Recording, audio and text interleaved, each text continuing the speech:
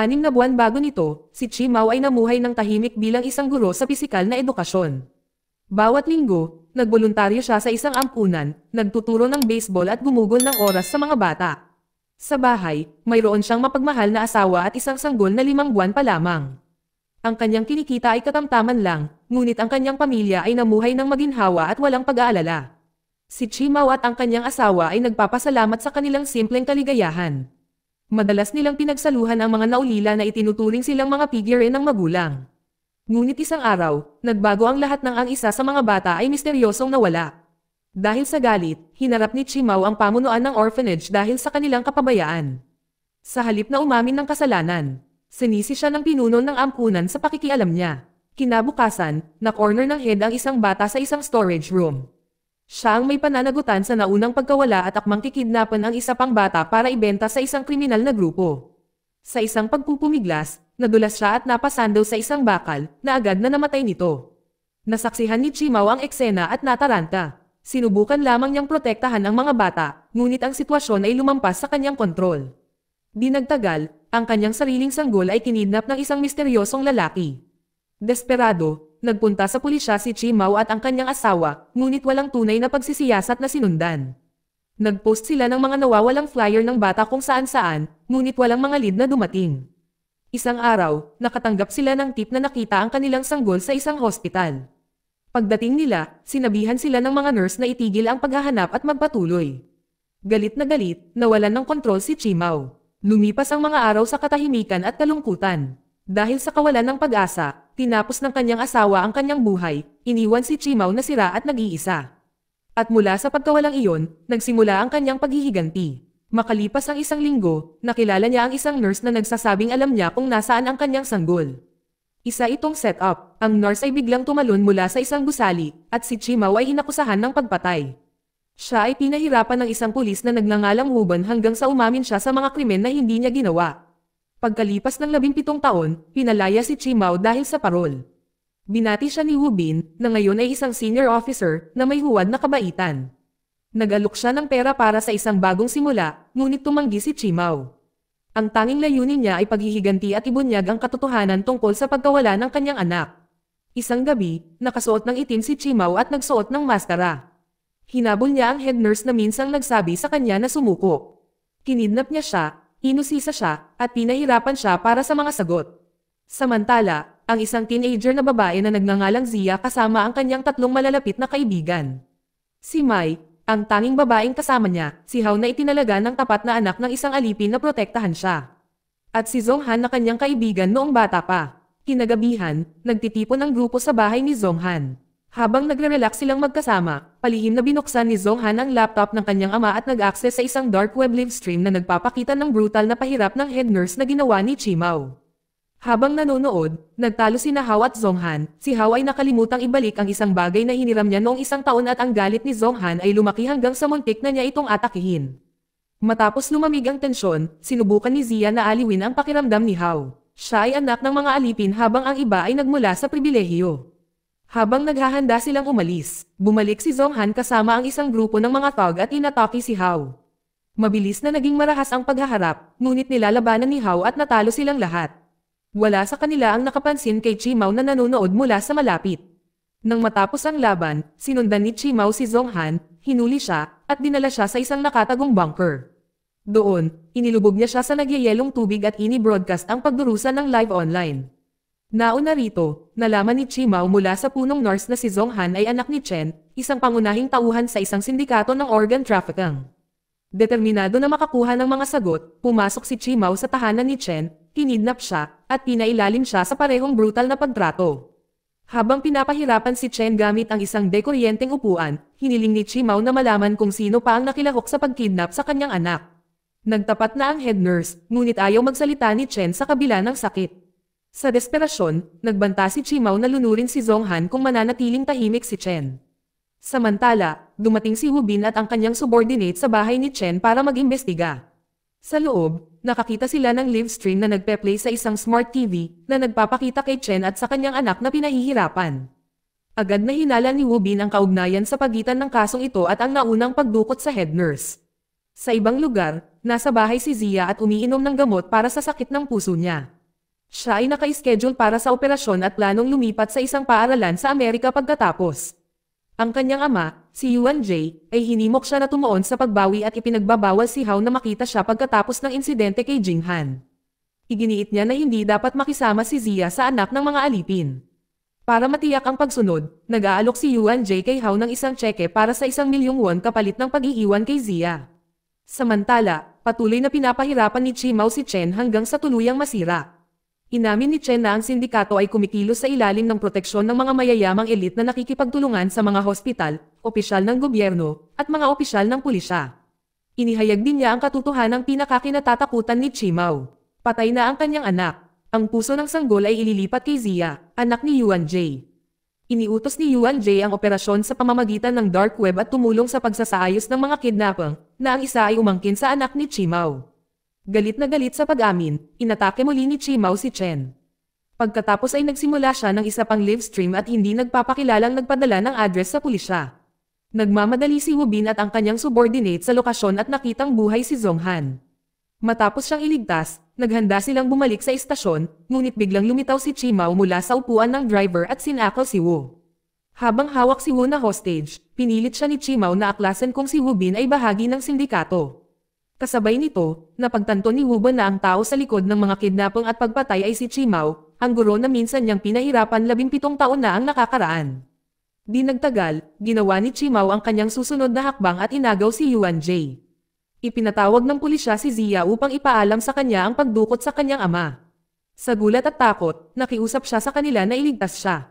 Habang naghihintay sa istasyon, napansin niya ang isang address ng hotel na nakasulat sa whiteboard at nakumbinsi siyang ito ang taguan ng kidnapper. Walang pag-aalinlangan, nakipag-ugnayan siya kay Hao at hiniling na dalhin siya doon. Kasabay nito, tumungo din si Wu Bin at ang kanyang partner sa parehong hotel para hulihin si Chimao. Ngunit muli, nauuna sa kanila si Chimao. Nilinlang niya ang pulis, nadaig ang dalawang opisyal, at nakatakas bago sila makapag-react. Pagkatapos tumakas, bumalik si Chimao sa kanyang bunker upang ipagpatuloy ang pagpapahirap kay Yuan Jay. Sinasabi ni Yuan Jay na siya ay isang mamimili lamang, ngunit ang katotohanan ay mas masahol pa. Siya ang may hawak ng mayor yang bahagi sa hospital na nakikipagtulungan sa sindikato, kaya siyang responsable sa daan-daang pagkidnap at pagpatay sa mga sanggol. Lingid sa kaalaman ni Chimao, sinundan siya ni Zia at Hao hanggang sa bunker. Mabilis silang kumilos, hinampas at kinuriyent siya hanggang sa siya ay bumagsak, pagkatapos ay nagmamadaling palayain si Yuan Jay at tumakas. Nang magkamalay si Chimao, sinunog niya ang bunker bago dumating si Wu Bin at ang kanyang partner. Pagkatapos ay nagtatago siya sa isang workshop kung saan nabunyag na hindi siya kumikilos ng mag-isa. Ang kanyang mga dating mag-aaral sa orphanage, ngayon ay malaki na, ay tinutulungan siya sa lahat ng panahon. Ang ilan ay mekaniko, ang iba ay abogado, at ang iba ay nagtatrabaho bilang mga tagapagpatupad. Para sa kanila, si Chimao ang tanging ama na mayroon sila, at handa silang gawin ang lahat para sa kanya. Iniabot ng isa sa kanila ang isang file na naglalaman ng huling piraso ng katotohanan.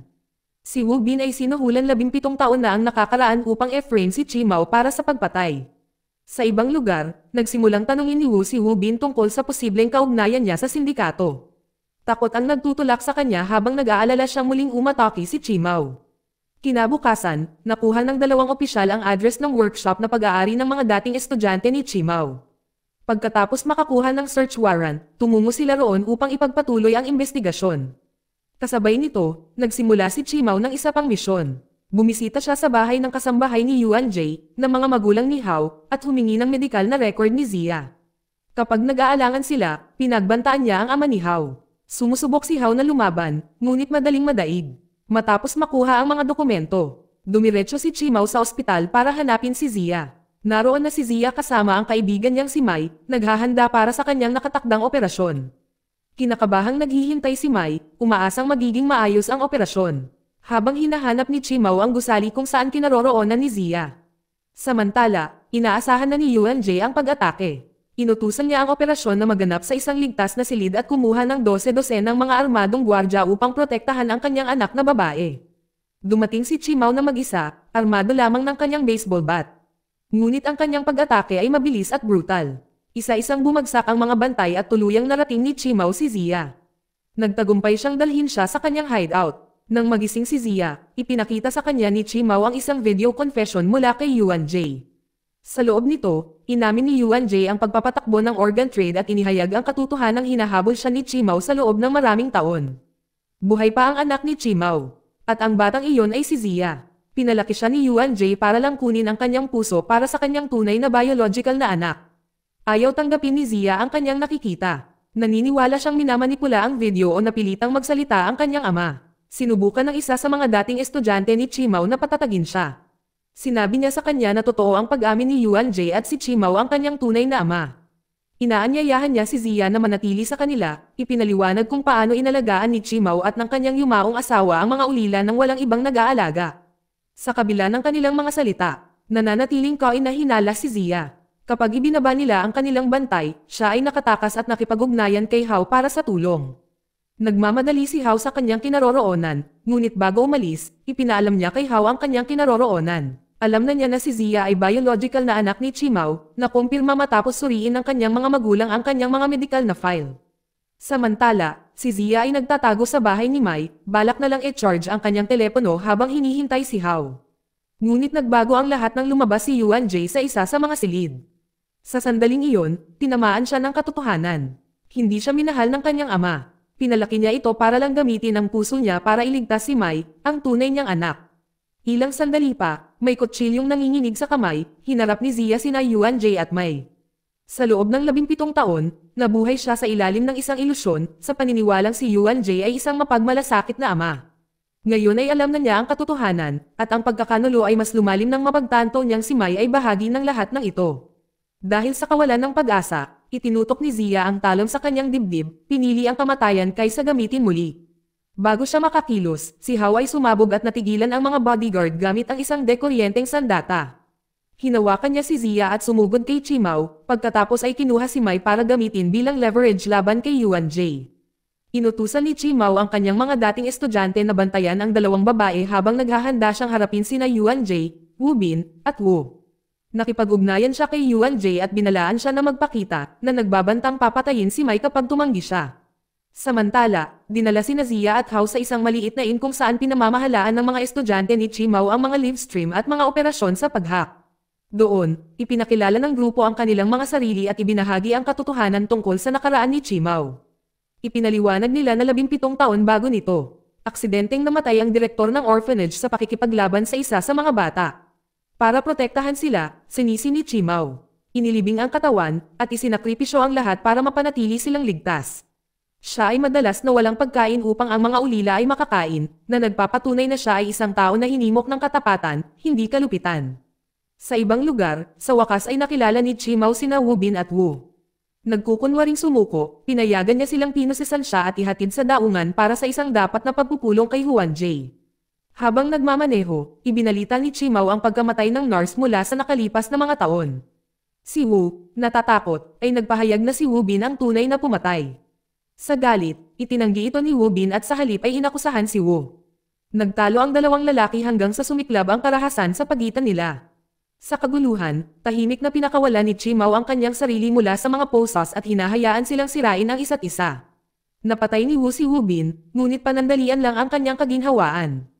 Ibinalik niya ang kanyang sandata kay Chi Mao, determinadong alisin siya at burahin ang anumang link sa sindikato. Habang naghahanap siya sa mga containers, nakagawa siya ng isang nakakagulat na pagtuklas. Sa loob ng nakalok na sasakyan, buhay pa si Chen at ang head nurse. Hindi pa sila pinatay ni Chi Mao. Makalipas ang ilang sandali, nahanap ni Wu si Chi Mao at sinalakay. Isang brutal na away ang sumiklab sa pagitan nila. Samantala, dumating si Yuan Jie sa daungan. Kinuha si Mai, at ikinulong siya sa kanyang sasakyan bago ipagpatuloy ang kanyang paghahanap kay Chi Mao. Sa halip, nakatagpo niya si Chen at ang head nurse at pinatay silang dalawa para matakpan ang kanyang mga bakas. Bumalik sa pantalan, dinaig ni Chi Mao si Wu at nakuha ang kanyang baril. Nang malapit na niyang hilahin ang gatilyo, nagsumamo si Wu para sa kanyang buhay, iginiit na wala siyang alam tungkol sa pagkidnap sa sanggol. Ipinaliwanag niya na 17 taon na ang nakalilipas, siya ay isang junior officer lamang na sumusunod sa utos ni Wu Bin na patayin ang nurse. Sa sandaling iyon, dumating si Yuan Jie na may dalang baril. Tinutukan niya sa dalawang lalaki, handang tapusin sila. Tumangging sumuko si Chi Mao. Siya umatake pasulong at pagkatapos ng isang matinding pakikibaka, pinatay si Yuan Jie. Nang matapos ang laban, naglakad si Chi Mao papunta sa kotse at kinaladkad si Mai palabas. Para sa isang maikling sandali, tila ang lahat ay tapos na. Ngunit biglang sumulpat ang mga estudyante ni Chimao. Walang pag-aalinlangan, binaril nila sina Yuan Jie at Mai, na nagwakas sa kanilang buhay. Sugatan at duguan, pinilit ni Chimao ang sarili na gumalaw. Napahawak siya sa kanyang dibdib at nagsimulang maglakad patungo sa dalampasigan, kung saan minsan gustong bisitahin ng kanyang yumaong asawa. Samantala, naghihintay doon sina Zia at Hao. Dumating ang isa sa mga estudyante ni Chimao at binigyan si Zia ng recording, isang lumang video message mula sa kanyang ama. Sa mensahe, humihingi ng paumanhin si Chimao sa pagkabigong protektahan siya 17 taon na ang nakakaraan. Sinabi niya sa kanya na kamukha niya ang kanyang ina, ang babaeng minahal niya ng husto. Nang marinig ni Zia ang kanyang mga sinabi, napaiyak si Zia. Nagpatuloy si Chimao sa pamamagitan ng pag-alala sa araw na isinilang si Zia, na naglalarawan kung paano siya at ang kanyang asawa ay labis na nasisiyahan sa kabila ng kanilang mga paghihirap. Ang kanyang pagsilang ay nagbigay liwanag sa kanilang buhay. Ngunit nang siya ay kinidnap, ang lahat ay nasira. Naglaho ang diwa ng kanyang asawa at napalitan ng galit ang sariling puso. Inamin niya na kung maibabalik niya ang kanyang buhay, gugugulin niya ang bawat sandali na panoorin si Zeya na lumaki, dinadala siya sa paaralan, nakikisalo sa pagkain, at pinapanatili itong ligtas. Sa dulo ng mensahe, sinabi niya kay Zia na mayroon na siyang dalawang pagpipilian.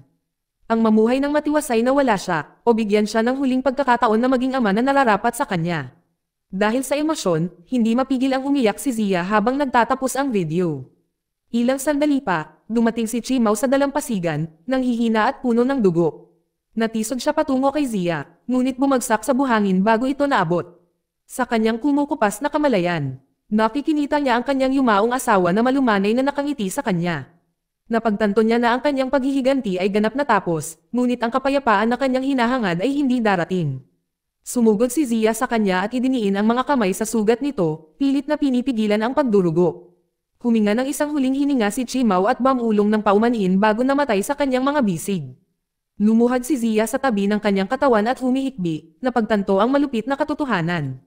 Dito nagtatapos ang kwento. Salamat sa panonood kaibigan.